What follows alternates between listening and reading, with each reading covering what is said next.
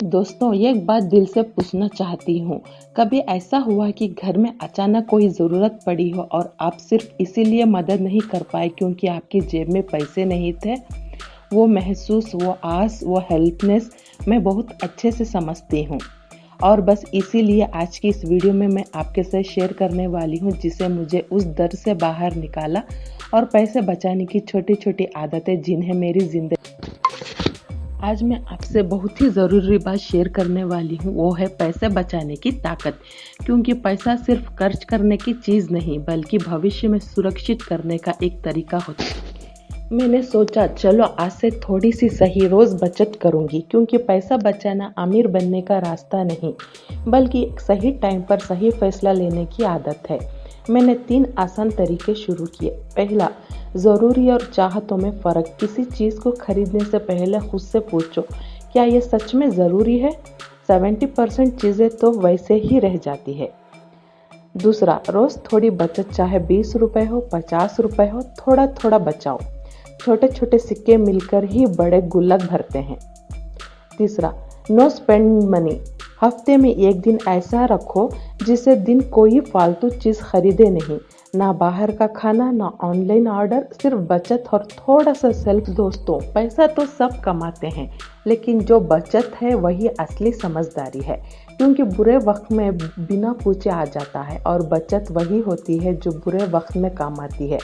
इसलिए आज ही सही फैसला करो, चाहे जितना भी कमाओ उसमें से थोड़ा सही हिस्सा भविष्य के लिए ज़रूर बचाओ। क्योंकि आज की छोटी बचत ही कल का बड़ा सहारा बन सकती है। अगर आपको ये बात पसंद आया है तो लाइक शेयर ज़रूर करें। और वीडियो में थोड़ा अलग होने वाली है क्योंकि आज मैं आपसे पैसे की बचत करने वाली हूँ, खर्चे की नहीं, बचत की। हाँ भाई, वही बचत जो हम हर महीने करने वाले हैं और सोचते ही रह जाते हैं। लेकिन महीने के आखिर में पता चलता है कि बचत ही नहीं हुई बल्कि सिर्फ रिग्रेट बचा है। देखो, आज कोई फाइनेंस गुरु नहीं हूँ मैं, ना कोई एक्सपर्ट। बस मैं एक नॉर्मल इंसान हूँ जिसे अपनी लाइफ में थोड़ी सारी गलतियाँ की है और फिर उन गलतियों से कुछ ना कुछ सीखा है। जब तक सोच किया। तो चलिए बात करते हैं उस सवाल की जो हमें सबके दिमाग में आता ही रहता है, पैसा जाता कहाँ है? महीना शुरू होते ही हम सब राजा की तरह खर्च करते हैं और महीने के आखिरी 10 दिन बिल्कुल शांत। किसको रिलेटेबल लग रहा है ये? कमेंट में यस लिख देना।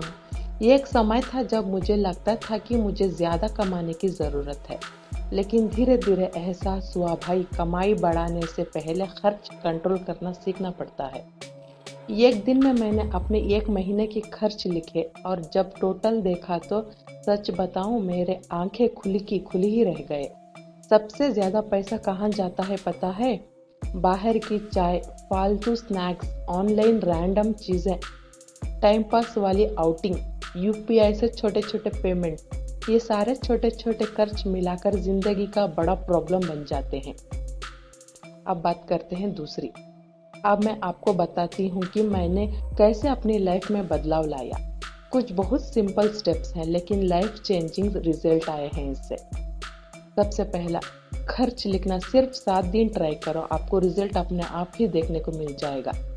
दोस्तों, भरोसा करो, बस 7 दिन अपने खर्च को लिखकर देखो। 7 दिन के बाद आपको खुद पता चलेगा कि आपकी सेविंग्स कहाँ गायब हो रही है। ये स्टेप गेम चेंजर है। और दूसरी बात, चाहत वर्सेस ज़रूरत। खुद से ये सवाल पूछो, जब भी कुछ खरीदने का मन हो बस एक सवाल पूछना, क्या ये ज़रूरी है? अगर मन बोले नहीं तो भाई छोड़ दो। आप खुद को बाद में धन्यवाद कहोगे कि ये चीज़ ज़रूरत की नहीं थी, सिर्फ उस टाइम की ज़रूरत थी वो। तीसरी, 30 दिन का रूल्स बना लेना, बेकार की शॉपिंग ख़त्म हो जाएगी। कोई चीज़ पसंद आई, बस 30 दिन में वेट करो। अगर 30 दिन बाद भी याद रही तो ख़रीद लो, वरना छोड़ दो। मैंने इस रूल्स को फॉलो किया और कई बार इससे हज़ारों रुपए बचा लिया। रिजल्ट आपको खुद ब खुद देखने को मिल जाएगा। और चौथी बात, डेली सेविंग्स। रोज़ थोड़ा थोड़ा, साल में कुछ बड़ा अमाउंट जम जाएगा। देखो, बचत जितनी भी हो, 20 रुपए, 50 रुपए, 100 रुपए, जितनी भी हो, 1 रुपए भी हो सकती है। रोज़ अगर कुछ ना कुछ बचाते हो तो महीने में एक अच्छा अमाउंट बन जाता है। यह हैबिट सबसे पावरफुल होती है। और पांचवा, नो स्पेंड डे।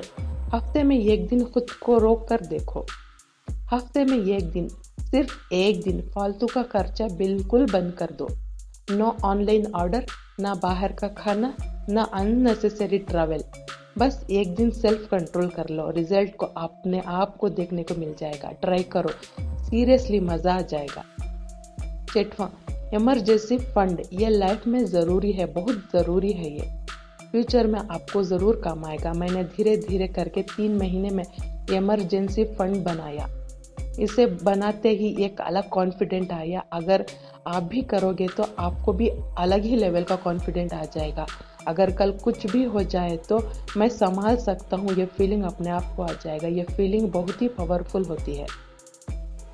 दोस्तों सच बताऊं, पैसा बचाना सिर्फ पैसे की बात नहीं है, ये पीसफुल माइंड की बात है और बहुत शांति मिलती है मन को। जब जेब में पैसा होता है तो इंसान की आवाज़ में हिम्मत होती है, और जेब खाली हो जाए तो इंसान अंदर से टूट जाता है। इसलिए बचत करो, अपने सपनों के लिए, अपने परिवार के लिए, अपने फ्यूचर के लिए, और सबसे ज़्यादा खुद की रिस्पेक्ट के लिए। और दोस्तों, जब मैंने ये हैबिट शुरू की, मेरी लाइफ सच में बदल गई। मैं बिना टेंशन के खरीदारी कर पाती हूँ, इमरजेंसी में गड़बड़ाहट में नहीं होती, फ्यूचर के लिए कॉन्फिडेंट फील करती हूँ, और सबसे ज़रूरी बात, मैं अपने सपनों के लिए पैसे निकाल पा रही हूँ। जैसे मैंने गैजेट्स, ट्रैवल सब पॉसिबल हुआ बस छोटी छोटी बचतों से।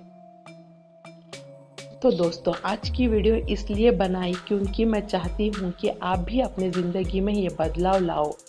आप कितने कमाते हो ये मैटर नहीं करता, आप कितने बचाते हो यही आपकी लाइफ बदल सकती है। आज ही शुरू करो, ये थोड़ा थोड़ा, धीरे धीरे, लेकिन लगातार।